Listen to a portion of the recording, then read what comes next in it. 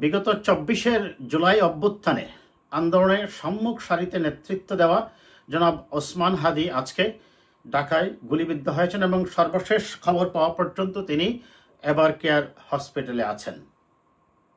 জনাব ওসমান হাদি আন্দোলনের সময় অত্যন্ত পরিচিত একটি নাম এবং সম্মুখ সারিতে থেকেই তিনি আন্দোলনের নেতৃত্ব দিয়েছেন এবং তিনি সম্প্রতি ঘোষণা করেছিলেন যে তিনি ঢাকা ৮ আসনে, যেখানে বিএনপির একজন হেভিওয়েট প্রার্থী জনাব মির্জা আব্বাসের বিপরীতে ইলেকশন করবেন।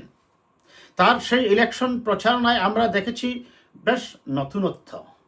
তার নির্বাচনী প্রচারণায় আমরা দেখেছি এক ধরনের ট্রেডিশনাল রাজনীতির থেকে বেরিয়ে গিয়ে তিনি সাধারণ মানুষের কাছে যাওয়ার চেষ্টা করেছেন। এমনকি সেই ফজরের নামাজের পর নিজে হেঁটে হেঁটে তার পক্ষে প্রচারপত্র বিলি করছেন, সেটাও আমরা দেখেছি এবং মানুষের বেশ মন কেড়েছে। আজ হঠাৎ তার এই ঢাকায় গুলিবিদ্ধ হওয়া, অবশ্য আজকেই যে তিনি গুলিবিদ্ধ হয়েছেন তা নয়, তিনি এর আগে জানিয়েছিলেন নিজেই যে অন্তত 30টি ফোন থেকে তাকে হত্যার হুমকি দেওয়া হচ্ছে। কে বা কারা এই হুমকিটা দিল এবং এটার সাথে নির্বাচন বানচালের কোনো যোগসূত্র আছে কিনা, কিংবা সেই পতিত ফ্যাসিবাদী সরকারের নির্বাচন বানচালের জন্য ইতিমধ্যে যে সংবাদটি বেরিয়ে এসেছে যে প্রায় 80 জন শুটার বা কিলার সীমান্তের বিভিন্ন প্রান্ত দিয়ে বাংলাদেশে প্রবেশ করেছে, তারা এটার জন্য দায়ী, নাকি সেই গুপ্ত সংগঠনের তথাকথিত কিছু নেতা কর্মী এবং যারা নির্বাচন পিছাতে চায় তাদের সেই নির্বাচন বিরোধী মনোভাব থেকে এটার জন্য কিছু করেছে কিনা, কিংবা অনেকে বলছেন এটার জন্য নির্বাচনী প্রতিদ্বন্দ্বিতার যে প্রার্থীদেরকে অনেকে দায়ী করে দেখা গেল যে ঘটনার কয়েক ঘন্টার মধ্যেই তদন্তের আগে এই ধরনের বিবৃতি দেওয়া। তার মানে কি এই ঘটনাটিকে নিয়ে সাজিয়ে পরিকল্পিতভাবে করা হয়েছে? আমি সেই বিশ্লেষণেই আসবো দর্শক। তবে তার আগে এই মুহূর্তে আসলে জনাব ওসমান হাদির জন্য আমাদের প্রার্থনা ছাড়া আসলে কিছুই করার নেই। তবে তার উপর যে গুলিটা হয়েছে সেটা বোঝাই যাচ্ছে যে অত্যন্ত পরিকল্পিতভাবে এবং প্রশিক্ষিত শুটার দিয়ে বা একেবারে এক্সপার্ট কিলার দিয়েই এই গুলিটা করা হয়। গুলিটা লেগেছে তার কানের নিচে, সেটা অত্যন্ত ভয়ানক এবং সেন্সিটিভ জায়গায় গুলিটা লেগেছে এবং তিনি সর্বশেষ এভার কেয়ার হসপিটালে আছেন। আমি আসছি দর্শক আমার আলোচনায়, তবে তার আগে কয়েকটা প্রশ্নের আমাদের উত্তর খুঁজতে হবে।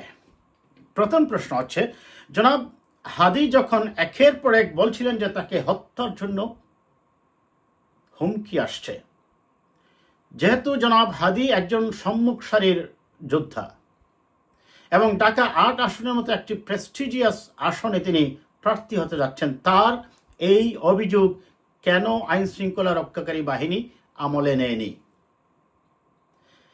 এটা বাইর করা খুব কঠিন কাজ নয় যে কারা কোন ফোন থেকে কোন সময় দিয়েছে, কোন সিগন্যাল ব্যবহার করে ফোনটা এসেছে। এটি আজকালকার যুগে বাইর করা পুলিশের জন্য 1 ঘন্টার কাজ। কেন তার এই কথাকে গুরুত্ব দেওয়া হয়নি? এক।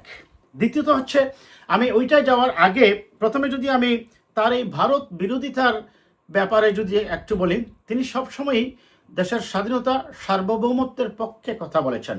সেই কথা বলতে গিয়ে তাকে কখনো কেউ কেউ বলেছেন যে তিনি জামাত শিবির রাজনীতির গেসা, আবার জামাত শিবিরের লোকজন বলেছে যে তিনি তার ইনকিলাব মঞ্চের গেসা। এবং তাদের সাথে এখানে যখন আমরা দেখি তিনি যখন প্রার্থী হবেন, আবার যখন জামায়াতের প্রার্থী হিসাবে ডাকসুর ভিপি সাদিক কায়েমকে এই জায়গায় আনার চেষ্টা করা হচ্ছে, তখন এই ক্ষেত্রে তাদের মধ্যে কোনো রাজনৈতিক দ্বন্দ্ব কাজ করেছে কিনা সেটাও আইন শৃঙ্খলা রক্ষাকারী বাহিনীকে খতিয়ে দেখতে হবে।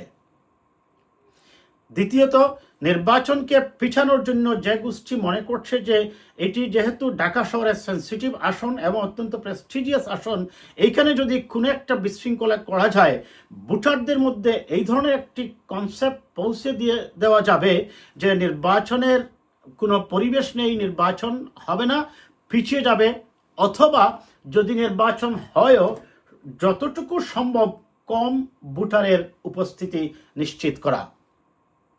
মনে রাখবেন একটা কথা, নির্বাচনের দিন সবসময় ওই প্রার্থী সেন্টারে গন্ডগোল লাগানোর চেষ্টা করে যার বিজয়ের কোনো সম্ভাবনা নেই। ইতিমধ্যে যখন আমরা দেখি ডাকসু বিপি সাদিক কায়েমকে এটা নিয়ে তিনি গণ অভ্যুত্থানের ডাক দিচ্ছেন, তখন আমাদের অনেক কিছুই বিশ্লেষণ করতে হয়। তিনি জনাব মির্জা আব্বাসের দিকেই ইঙ্গিত করছেন। জনাব মির্জা আব্বাস, আমি আগেই বলছি, তিনি একজন হেভিওয়েট প্রার্থী। তিনি জনাব সাবের হোসেন চৌধুরীর বিরুদ্ধে নির্বাচন করে বিপুল ভোটে বহুবার বিজয়ী হয়েছেন এই আসন থেকে।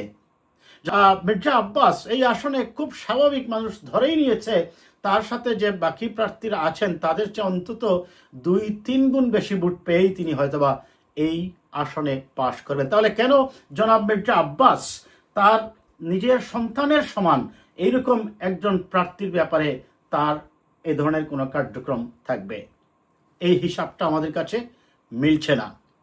জনাব মির্জা আব্বাস যে দলকে রিপ্রেজেন্ট করেন সেই দলও বলছে আমরা অবাধ নিরপেক্ষ নির্বাচন চাই এবং আমরা যে কোনো মূল্যে একটি নির্বাচনের রোডম্যাপেই থাকতে চাই, নির্বাচন করতে চাই, নির্বাচনের মাধ্যমেই গণতান্ত্রিক ট্রানজিশনকে আমরা পিসফুল উপায়ে সম্পন্ন করতে চাই। তাহলে কেন মির্জা আব্বাস এটাতে জড়িত থাকবেন? হিসাব কিন্তু মিলছে না। সেখানে ডাকসু বিপি কয়েক ঘন্টার মধ্যেই কেন এই ধরনের বিবৃতি দিলেন জনাব মির্জা আব্বাসকে ইঙ্গিত করে। তারপরে আসুন, আমি দেখলাম যে অনুসন্ধানী সাংবাদিক জুলকারনাইন সাইর একটা কথা বলছেন যে বিভিন্ন সীমান্ত দিয়ে অনেক শুটার আসছে। আপনারা জানেন ভারতের সবচেয়ে বড় নেগেটিভটা হচ্ছে এই মুহূর্তে বাংলাদেশকে যদি অনির্বাচিত একটি সরকার দিয়ে দীর্ঘদিন ক্ষমতায় টিকিয়ে রাখা যায় তাহলে দেশের অর্থনীতির 12টা বাজবে এবং সর্বোপরি দেশের রাজনীতির মধ্যে থাকবে একটা টার্ময়েল সিচুয়েশন। সেই ভারতের তাদের সেই নেগেটিভ থাকবেই যাতে করে এই টার্ময়েলের কারণে জনগণের মধ্যে এক ধরনের অস্বস্তি সৃষ্টি হয় যে তাদের সেই পতিত ফ্যাসিবাদী স্বৈরাচারী শাসক শেখ হাসিনাও যদি ছিলেন তাদের জন্য ভালো। কাজেই ভারত এই ধরনের একটি ন্যারেটিভ সৃষ্টির চেষ্টা করবে এবং সেক্ষেত্রে সেই পতিত ফ্যাসিবাদী সরকারের অনুসারীরা অর্থের বিনিময়ে বা অর্থের দ্বারা বাড়ায় আনা শুটাররা বা কিলাররা এসে হাদির উপর গুলি করতে পারে। আমি সম্ভাবনার কথাগুলো বলছি দর্শক। এখন আসেন, তাহলে পুলিশকে কি করতে হবে? যেহেতু নির্বাচনের তফসিল ঘোষণা করা হয়েছে, জাস্ট এক্স্যাক্টলি 2 মাস আছে সরকারের নির্বাচনের। সরকারকে এই বিষয়টা শুধু জনাব হাদির আক্রমণের উপর বিচারের জন্যই যে তাদেরকে গুরুত্ব দিয়ে করতে হবে তা নয়। তারা এটা অতি দ্রুত, প্রয়োজন হলে 48 ঘন্টার মধ্যে বা 24 ঘন্টার মধ্যে এই অপরাধীদের, এই শুটারদেরকে গ্রেপ্তার করতে হবে, আইনগত ব্যবস্থা নিতে হবে। এটার দ্বারা মেসেজ দিতে হবে যে যারাই এই ধরনের অপরাধ করবে বা নির্বাচনী পরিবেশকে বন্ডুল করার জন্য যারা বিশৃঙ্খলা করার চেষ্টা করবে, হত্যায় মিশনে যারা অংশ নেবে, তাদের কোনো ছাড় নেই। এবং এটি নির্বাচনের পরিবেশকে নিশ্চিত করার জন্য সবচেয়ে বেশি প্রয়োজন, যেমনটি প্রয়োজন একজন মানুষের জীবনের নিরাপত্তার জন্য। এবং সেজন্য নির্বাচন কমিশনকে অতি দ্রুত as early as possible, if possible tomorrow, তাদেরকে কি করতে হবে? যৌথ বাহিনী দিয়ে অভিযান শুরু করতে হবে। এবং সবচেয়ে বড় প্রশ্ন হচ্ছে, পতিত ফ্যাসিবাদী সরকার পালিয়ে যাবার পর বিভিন্ন থানার থেকে যে অস্ত্রগুলা লুট হয়েছিল সেই অস্ত্রগুলা আজ পর্যন্ত কেন উদ্ধার করা হয়নি? কেন পুলিশ, সেনা সদস্যরা, র্যাব বাহিনীর সদস্যরা কেন এই অস্ত্রগুলা উদ্ধার করতে পারেনি? তাহলে তাদের ব্যর্থতা কোথায়? এই অস্ত্রগুলা কি বাংলাদেশের মধ্যেই আছে, কোথাও লুকিয়ে রাখা হয়েছে, নাকি ওই অস্ত্রগুলা সীমান্ত দিয়ে বাংলাদেশের অপারে চলে গিয়েছে? অনেক প্রশ্ন। সেই প্রশ্নের উত্তর খুঁজতে যদি না পারে এই সরকার, নির্বাচন আয়োজন করা তাদের জন্য কঠিন কাজ হয়ে পড়বে। এর মধ্যে আজকে আরেকটি ঘটনা আপনারা জেনেছেন নিশ্চয়ই। জনাব বিএনপির ভারপ্রাপ্ত চেয়ারম্যান জনাব তারেক রহমান, মির্জা ফখরুল ইসলাম আলমগীর সহ বিএনপি, এমনকি জনাব মির্জা আব্বাসকে আমি দেখেছি সরাসরি গিয়েছেন হাদিকে দেখতে। বিএনপির তারেক রহমান সাহেব দুঃখ প্রকাশ করেছেন, মির্জা ফখরুল ইসলাম আলমগীর সাহেব দুঃখ প্রকাশ করেছেন।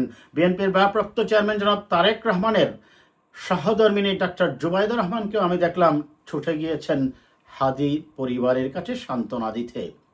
তার মানে নিশ্চয়ই বিএনপির পক্ষ থেকে সর্বোচ্চ সতর্কতা দেখিয়ে এবং যে কোনোভাবে নির্বাচনী পরিবেশ রক্ষার জন্য সর্বান্তকরণে চেষ্টা করা হচ্ছে। অবশ্য জামায়াতের আমিরকেও আমি দেখলাম বিবৃতি দিয়েছেন, এটার নিন্দা জানিয়ে এবং ব্যবস্থা নিতে বলেছেন। তবে মনে রাখবেন, এর থেকে সবচেয়ে বেশি বেনিফিশিয়ারি হবে নির্বাচন বিরোধী শক্তি।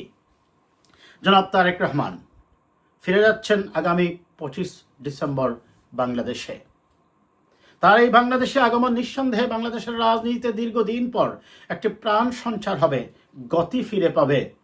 পাশাপাশি আমি এই জিনিসটাও এড করতে চাই, জনাব তারেক রহমান দেশে যাওয়ার সাথে সাথে আমরা মনে করি তাকে বিশেষ গুরুত্বপূর্ণ ব্যক্তি বিবেচনায় তাকে এসএসএফ নিরাপত্তা দেওয়া অতীব জরুরি।